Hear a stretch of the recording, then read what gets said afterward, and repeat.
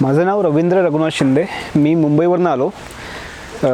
मागील कोविड जो पिरियड होता हे सर्वांना माहीतच आहे. त्याच्यामध्ये कामाचा ताण, सर्व गोष्टी या कारणास्तव मला शुगरची जे म्हणतात शुगर लागली. पण माझं वर्किंग त्या टाईपमध्ये होतं, त्यामुळे मला बाकीच्या गोष्टी जसं व्यायाम वगैरे ह्या गोष्टी मला करणं पॉसिबल नव्हतं.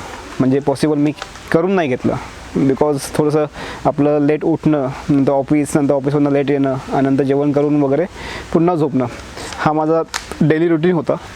तर या कारणामुळे माझी शुगर वाढत गेली.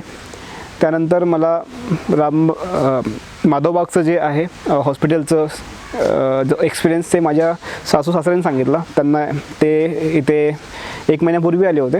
त्यांना चांगला त्याचा फरक जाणवला. त्यांनी मला प्रेफर केलं. मग मी इथे 19 तारखेला इथे ॲडमिट झालो. त्यावेळेस माझं थोडंसं ट्रेडमिल वगैरे वॉकिंग केलं, बाकी माझी शुगर चेक केली, सर्व गोष्टी केल्या. त्यावेळेस मला थोडं जाणवलं की सर्व गोष्टी हाय साईडला होत्या. इथलचं जे डेली रुटीन आहे, जसं सकाळी 4 वाजता उठणं, त्यानंतर मग रेग्युलर चेकअप, त्यानंतर अर्धा तास वॉकिंग, त्यानंतर ब्रेकफास्ट, तुमचा लंच, या गोष्टी नियमित आणि वेळोवेळी होत गेल्या. या 4-5 दिवसामध्ये माझं डायबिटीस ऑलमोस्ट कमी झालं आहे.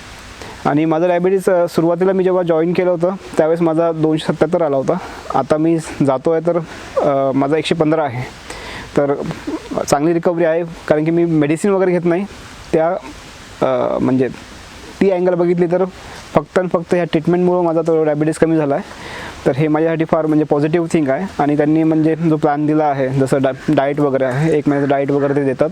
आणि त्यानंतर तुम्हाला पुन्हा एकदा विजिट करायची, पुन्हा ते म्हणजे फॉलोअप वगैरे घेतात. त्यांचं ॲप आहे मोबाईलमध्ये, तर ते डेली तुमचं एक्सरसाइज वगैरे याच्यावर ते म्हणजे कंट्रोल ठेवणार. असं नाही की तुम्ही रामबाग सोडलं म्हणजे झालं.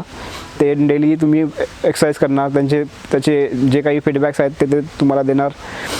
तुमचं जे काही इम्प्रूव्हमेंट होणार त्यावर त्यांचं कंट्रोल असणार. आणि जसं जसं तुम्ही एव्हरी मंथ तुम्ही इथे येणार तर तुम्हाला समजेल की याच्यामध्ये आपण म्हणजे आपल्या डेली रुटीनमध्ये आपल्या शरीरामध्ये किती चेंजेस झाले आहेत. तर मी म्हणजे इथे 4 दिवस 5 दिवस मी इथे राहिलो, 6 दिवस राहिलो. माझं पूर्ण 6 दिवसचा प्लॅन होता माझा. तर मी इथून काहीतरी पॉझिटिव्ह घेऊन चाललो आहे.